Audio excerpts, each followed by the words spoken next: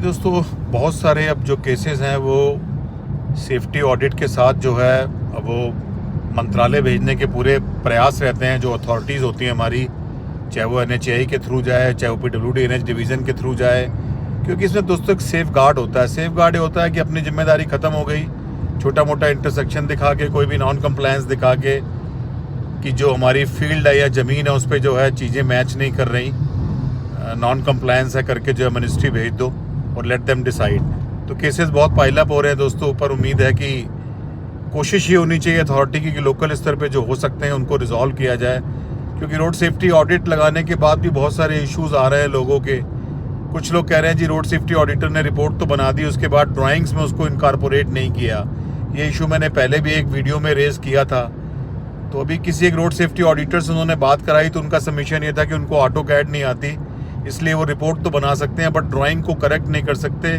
जो उनके सजेशंस हैं, जो उनके रिकमेंडेशंस हैं, उसको ड्राइंग में इनकॉर्पोरेट नहीं कर पा रहे हैं। यानी कि कहाँ पर उनको स्टड्स दिखाने हैं, कहाँ पे उनको जो है हैजार्ड मार्कर्स दिखाने हैं, कैसे उनको दिखाना है, कहाँ पे उनको जो है हमारी ये दिखानी है, जो हमारी लाइंस होती हैं, मार्किंग्स होती हैं रोड्स की, साइनेज कौन से कहाँ लगाने हैं, वो ड्राइंग में कैसे दिखाएं। बिकॉज उनको रिपोर्ट बनाना तो आता है पर ड्राइंग में इनकॉर्पोरेट करना नहीं आता। दोस्तों बड़ी ऑकवर्ड सी पोजीशन है ये।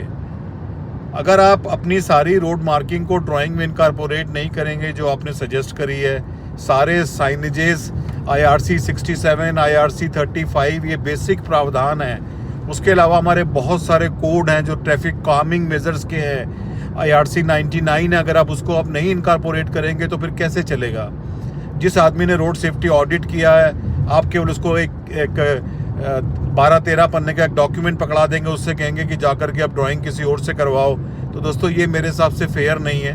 तो मैं इसमें आप लोगों को यही सजेस्ट करूंगा कि आप रोड सेफ्टी ऑडिट उसी से करवाएं जो आपकी ड्राइंग में सारे प्रोविज़न इनकॉर्पोरेट करके दे, नहीं तो आपके लिए बहुत सारी प्रॉब्लम्स हैं और कोई फ़ायदा नहीं है दोस्तों। केवल डॉक्यूमेंट लगाने का नहीं है, उन रोड सेफ्टी के जो मेजर्स दिए हैं, जो हमारे जो क्रैश रिड्यूस करने के, मिटिगेट करने के जो मेजर्स हैं, अगर वो ड्राइंग में इनकॉर्पोरेट नहीं होते और साथ में जो है आप एक अंडरटेकिंग नहीं देते कि हम इन्हें जो है इनकॉर्पोरेट करेंगे, तो मेरे हिसाब से जो है पर्पस पूरा नहीं होता और यहाँ पर जो हमारे एप्लीकेंट हैं उनको एक ट्रबल होती है।